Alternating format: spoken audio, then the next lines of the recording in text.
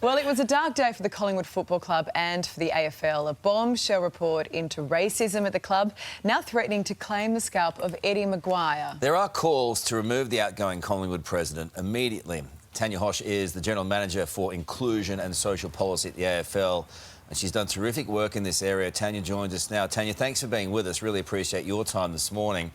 What did you make of Eddie McGuire's press conference yesterday? Look, I think that there was a strong attempt there to flesh out what the report says. The reality is the report is very, very sobering. It does, it's very clear in its findings in relation to the racism that has become part of the culture at the club. And that's what the recommendations are there to address. I think in the press conference, I was absolutely delighted to see the voice and leadership of Jodie Sizer, their Aboriginal board member, who's a really credible woman in her own right, professionally and culturally, and her leadership's going to continue to be vital in order for the club to do the work that's required of them. Tanya, do you think it was a proud day? Look, it's not the form of words that I would use. I think the sentiment was we are, pleased that even though this is difficult for us, we've commissioned this report. I'm not sure it was a proud day, but certainly it is really important to do the work before you can find the answers. The reality is people don't like talking about racism. They certainly don't like reflecting that back to themselves where that is part of their organisational or personal culture. And I think what is positive about this is that they've commissioned a report by a highly credible Aboriginal leader in Distinguished Professor Larissa Brent, and it is a report that needs to be taken seriously, and I'm sure that's the club's intention. And so therefore, do you have absolute faith that they will be able to enact all the recommendations? Look, I think that they have committed themselves to doing that. I certainly wouldn't, mistake the resolve of the board. Again, I've got great confidence because we do have that diversity there, including Jodie Sizer, and that's what we need to see in all parts of society. If we really want to grapple with dealing with these issues of racism in particular, then you have to have the voices and experience of people with that lived and intimate knowledge of what it's like to experience racism. Those voices are the ones we need to listen to if we've got any hope of getting this right. I was just a little confused listening to how it played out yesterday. On one hand saying we're going to adopt these recommendations, while on the other saying there is no systemic racism within our club. I mean, how do you marry those two together?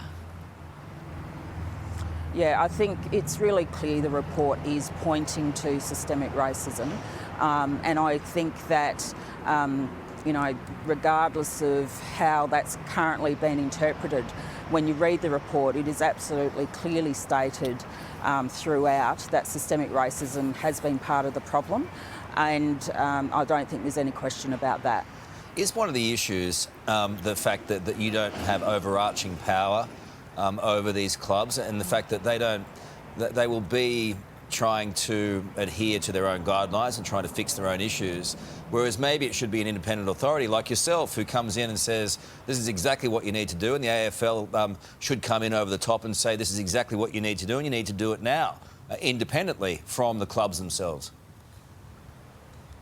Yeah, look, I've heard those arguments before. I think that they sought out someone who was completely outside football to do this review, and I don't think we should dismiss that. I think that was very significant in who they chose in the first place.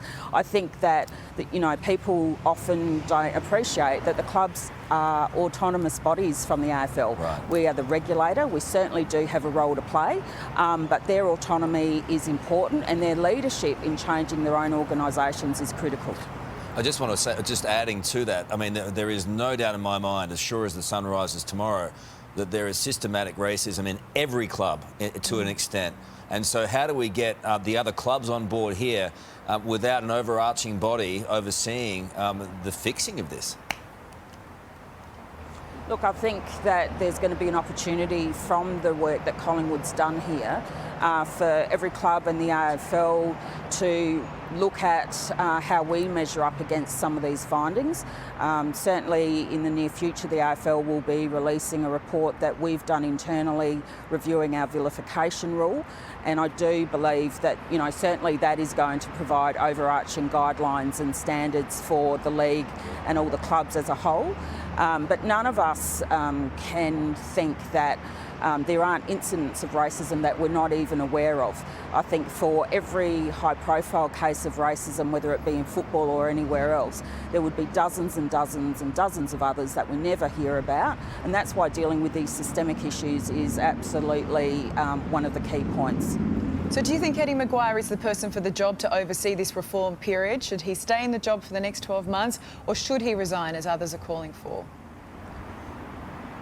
Well, it's not really for me to say. It's certainly an issue for the club membership and the board itself. I think the board has looked into the mirror about its failings in the past. They've obviously decided that they're going to double down as a team and work through this. And, you know, Eddie's already foreshadowed his departure from the club by the end of the year. The most important thing now is to work with Collingwood, who are now going to be publicly accountable for how they implement the 18 recommendations because they're on the public record. Yep. Hey, Tanya, you're an impressive woman. All the very best in everything you're trying to achieve in terms of inclusion and social policy. It's not an easy task, but I know you're hard at it, and all the very best in pursuing everything you want to achieve. Appreciate your time. Thanks, Tanya.